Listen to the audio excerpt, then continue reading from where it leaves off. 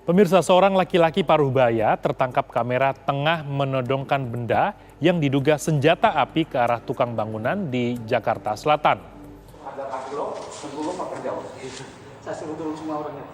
Ya, inilah detik-detik saat pria paruh baya itu menggertak seorang tukang bangunan di kawasan perumahan Pondok Indah, Jakarta Selatan. Dari informasi, aksi koboi pria paruh baya itu terjadi pada Sabtu 13 Februari 2022. Selain menodong korban, pria berusia 54 tahun tersebut juga sempat mengancam akan menembak kaki korban. Pelaku nekat melancarkan aksi koboi ini lantaran kesal terganggu suara bising aktivitas pembangunan rumah yang dilakukan korban. Video berdurasi 11 detik ini pun lantas viral di media sosial. Petugas telah menangkap pria tersebut. Kini pelaku berinisial RPB yang menodongkan senjata berupa airsoft gun jenis Glock 17 ini telah diamankan. Terkait benar tidaknya laporan tersebut, termasuk juga dengan mempelajari video yang sempat viral juga di media sosial terkait dengan kebenaran video tersebut, kemudian melakukan langkah penegakan hukum dengan mengamankan, memeriksa, serta hari ini sudah menetapkan yang bersangkutan sebagai tersangka dengan kita persangkakan yaitu pasal 335 KUHP, yaitu ancaman pidananya paling lama 1 tahun kurungan. Ya, lalu bagaimana pria parubaya ini beraksi koboi terhadap seorang tukang bangunan? Kami telah tersambung dengan rekan kami, Tiara Harahap. Selamat sore, Tiara. Bisa Anda jelaskan bagaimana kronologis peristiwa penodongan ini?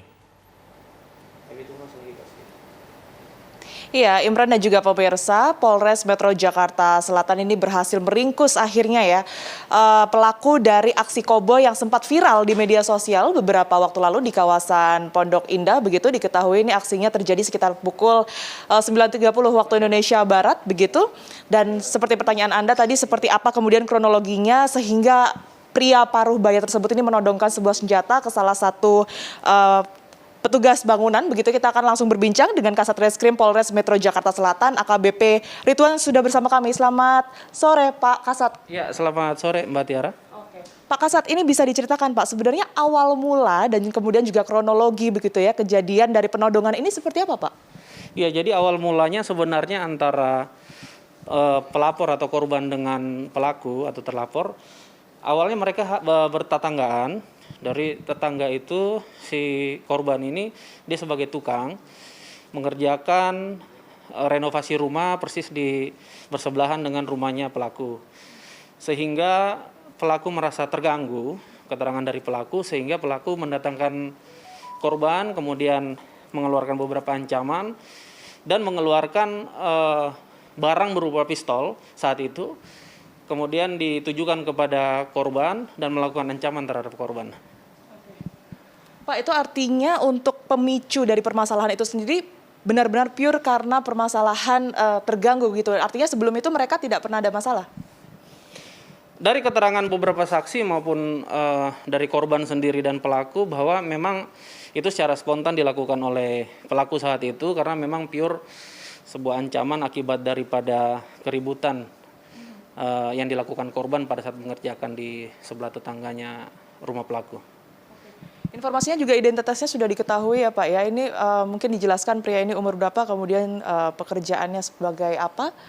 Ya, RPB ini inisial ya, RPB sekitar umur 54 tahun dan dia bekerja wira swasta, salah satu wira swasta. Kemudian sampai dengan saat ini dia lebih fokus untuk pekerjaan-pekerjaan itu di rumahnya. Tapi sebelumnya dari RPB sendiri ini pernah melakukan hal serupa Pak mungkin? Ya, sampai dengan saat ini kita belum ada keterangan atau informasi-informasi terkait dengan hal tersebut. Berkaitan dengan senjata Pak, ini sebenarnya pelaku mendapatkan senjata ini dari mana Pak Ridwan? Oh, senjata itu dia beli sendiri ya, milik pribadi dia yang dia beli di salah satu tempat di kawasan Kebayoran Lama sebagai kepemilikan dia saja. Bagian dari hobi, tapi saat itu dia baru membelinya di akhir tahun 2021. Berarti baru disalahgunakan ini baru-baru ini saja dan memang karena spontanitas, karena keterpaksaan seperti itu, Pak? Ya betul Mbak Tiara. Berarti kepemilikannya sendiri masih belum lama ya Pak ya? Artinya sebelumnya nih memang pelaku sendiri ini memang terbiasa untuk mengkoleksi beberapa senjata semacam airsoft gun atau seperti apa? Iya, sampai dengan saat ini keterangan pelaku yang kita terima bahwa dia baru saja ingin memiliki dan di bulan Oktober 2021 dia ke satu tempat yang memang menjual barang tersebut dan dia membelikan sebagai kepemilikan aja, sebagai bagian dari hobi dia. Iya. Proses penangkapannya sendiri Pak Kasat ini cukup sulit nggak? Artinya ada penolakan atau pengelakan dari pelaku pada saat penangkapan? Iya, jadi pada proses penangkapan memang kita secara prosedural kita menerima informasi pelaporan di Polres Jakarta Selatan. Kemudian kita merapikan secara sistem indik, kemudian sambil kita melakukan penyelidikan awal, apakah benar bahwa informasi dan berita itu yang disampaikan kepada kita benar real. Kemudian kita melakukan penindakan. Memang pada saat kita mendatangi tempat kediaman daripada terlapor, ada sedikit berargumen dan sebagainya, itu hal yang biasa terjadi, kita mendapatkan itu. Tapi semua sudah kita menyampaikan secara profesional dan bisa kita giring ke Polres untuk melakukan pemeriksaan. Dari korban Pak, artinya pihak yang kemudian pada pagi hari itu sempat ditodong oleh pelaku ini juga sempat diambil keterangan, dimintai keterangannya juga Pak Ridwan?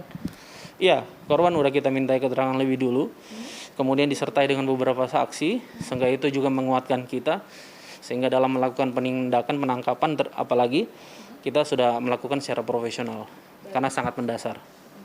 Terakhir Pak Ridwan, ini pasal yang kemudian disangkakan kepada pelaku ini apa Pak? Pasal 335 KUHP ya, terkait dengan ancaman kekerasan. Baik, terima kasih Kasat Reskrim Polres Metro Jakarta Selatan AKBP Ridwan atas waktunya bergabung di Ragam Perkara TV One. Itu tadi pemirsa, kita harapkan kejadian serupa tidak terjadi lagi. Sementara demikian, kami kembalikan ke Anda di studio Imran Tajudin. Baik, terima kasih Tiara Harap mengabarkan dari Polres Jakarta Selatan berkaitan dengan penodongan yang terjadi di wilayah Jakarta Selatan.